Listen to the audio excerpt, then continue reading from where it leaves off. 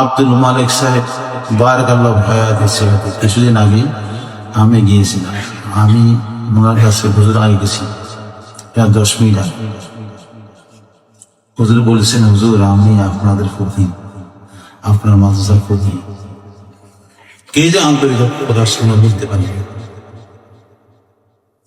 আমি যাওয়ার দরকার ছিল, সেখানে গেছিও অনেক। প্রথম দিন ইনি এখানে আসছেন, আসার পরে একটা লিখতেছেন, তো চিনি না, আমিও দেখিনি। কারণ এখানে আমার ছাত্রা ভাইরাস বই আছে এখানে, সেখানে এখানে পড়ে এর মধ্যে আমি জানছি না, আমি কাজ শুনি। আমি বলি, আপনার বাড়ি কোথায়? বা আমার বাড়ি ঢাকা। আপনি কি করেন? এখন এখানে আসছেন। আমি একটা আমার কথা মাঝে মাঝে পড়াই। আপনি আব্দুল মালিক সাহেব? জি।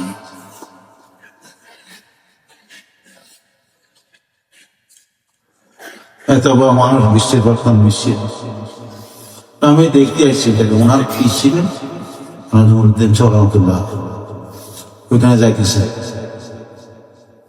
হরিণ বয়ান করেছেন, কথাবার্তা বলছে। এরকম আলেম হক বাবারা, মুস্তাহিদ কিতাবী যোগ্যতা সঙ্গে আলেম হক। আব্দুল মালিক সারা বিশ্বে কালাম করতে পারে, সারা বিশ্বে কালাম করতে এলেন যে আমার যে আপনার না ওলামা দেওবন্দের কি করে বলছিল, থামবি লিখতেন, ছোট্ট একটা শিশু দেওবন্দে পড়ে